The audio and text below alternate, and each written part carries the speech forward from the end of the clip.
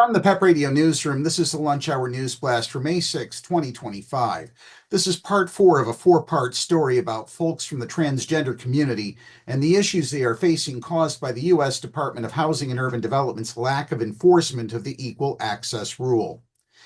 Nearly one-third of trans people say they have been homeless at some point in their lives, while 70% who stayed in a shelter reported being harassed, assaulted, or kicked out because of their gender identity, according to an Advocates for Trans Equality survey released in 2015, a year before President Obama expanded protections for trans people in shelters.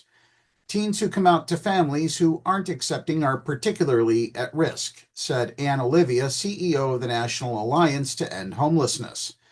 Some shelters that might have served them in the past are becoming less welcoming now amid upheaval with the Equal Access Rule, Olivia said.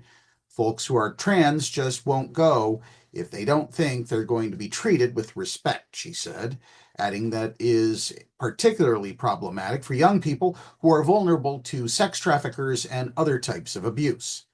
Further complicating the situation are seemingly contradictory requirements in new HUD contracts with nonprofits that find permanent housing and run shelters for the homeless. One section stipulates they can't promote gender ideology, while another requires compliance with anti-discrimination law, according to a copy provided to the Associated Press. Organizations say they are confused.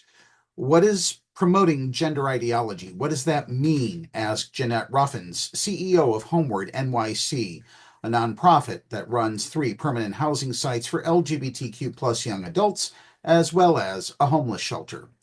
Does housing LGBTQ young adults promote gender identity, she asked.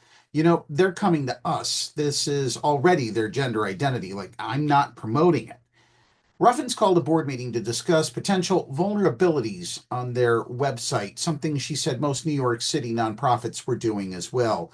Her organization made small changes to their website, saying they were LGBTQ plus affirming and friendly in a few places rather than LGBTQ plus serving, hoping that will make them less of a target.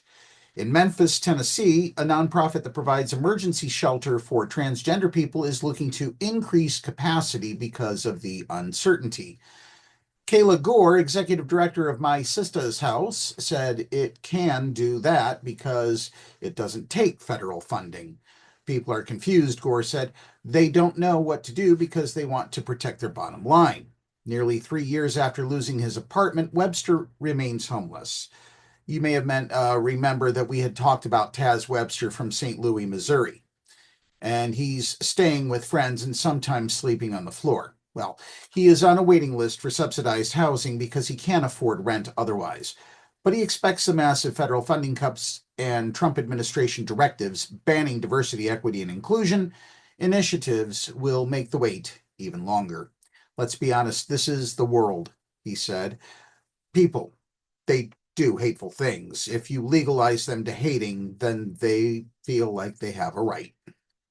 And that's our news blast for this hour and concludes this series. If you are 18 or older, live in Pennsylvania, and are part of the LGBTQ plus community, please visit the Pennsylvania Equality Project website at paequality.com and complete the 2025 housing survey. Up next, we have the local weather forecast for the Meadville area here on PEP Radio.